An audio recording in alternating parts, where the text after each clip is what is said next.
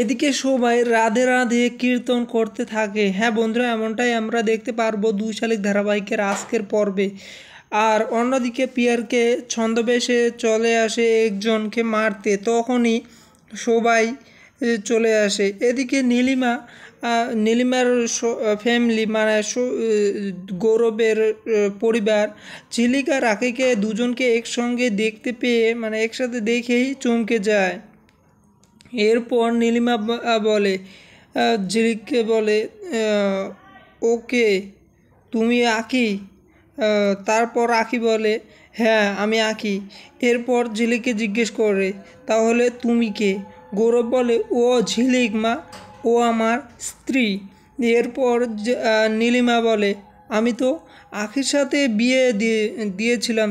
তখন গৌরব বলে ওঠে, তো তখন আঁকি ছাতা বাড়িতেই ছিল না, ওখানে ঝিলিক ছিল মা। আর আর তুমি ঝিলিকের সাথে আমাকে বিয়ে দিয়েছো, আর আমি ঝিলিককে বিয়ে করেছি। এরপর নীলিমা বলে ওঠে, কেন এসেছিলে আমাদের বাড়িতে আমাদের ঠকাতে? একটা বস্তির মেয়ে ছাতা বউ হওয়ার লোভে? এই কথা শুনে ঝিলিক চমকে যায় এবং খুব কাঁদতে থাকে। কাঁদতে কাঁদতে বলতে লাগে, এবার ঝিলিক বলে, না না না মা, আমার কোনো লোভ ছিল না। আমি আখিকে বাঁচানোর জন্যই ছাতা বাড়িতে গিয়েছিলাম পিয়ারকের হাত থেকে। তখনই নীলিমা রেগে গিয়ে ঝিলিকের গালে চড় মারে। এইসব দেখে তো সবাই চমকে যায়। এদিকে পিয়ারকে আড়াল থেকে সব কিছুই দেখছে আর শুনছে।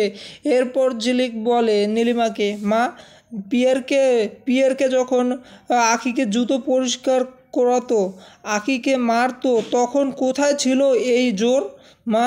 তো আখির সম্পত্তি পাওয়ার জন্য যখন পিয়ারকে ওকে খুন করার চেষ্টা করছিল, ও বাড়ি থেকে পালিয়ে গিয়েছিল, তখন ওকে বাঁচানোর জন্য এই বস্তির মেয়েকেই আসতে হয়েছিল। এই কথা শুনেই নীলিমা কিছুই বলতে পারে না। নীলিমা চুপ হয়ে থাকে আর নীলিমা ভাবতে থাকে যে আমি কি করলাম? ঝিলিককে চড় মারা কি আমার দোষ হয়েছে? আর ঝিলিক যে কোথাও বলছে সেটা কি সত্যি যে আমার স্বামী এরকম? এটা মনে মনে ভাবতে লাগে নীলিমা। এই কথা শুনেই নীলিমা কিছুই বলতে চায় না। আবার ঝিলিক বলে, লোভ করছেন? আপনার স্বামী লোভ করেছে যে আমার বাবাকে বিনা দোষে জেল খাটিয়ে আর আমার বাবার সমস্ত সম্পত্তি দখল করে। এরপর আখি বলে, আপনি বলেছেন না যে আমার বাবা ওই তো আপনার ফ্যাক্টরির কর্মচারী ছিল?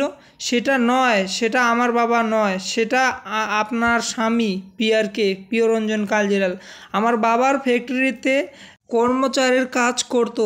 এরপর নীলিমা গৌরবকে জিজ্ঞেস করে যে তুই তুই তুই ওকে বস্তির মেয়ে ভেবে বিয়ে করছিলিস? গৌরব বলে, না। এরপর নীলিমা বলে, তাহলে এই বিয়ের কোনো মূল্যই নেই। আজ থেকে ওর ছাতা বাড়িতে কোনো জায়গা নেই। আজ থেকে আমি ওকে ছাতা বাড়িতে ঢুকতেই দেব না। তখন গৌরব বলে, কেন মা, ওর কি দোষ?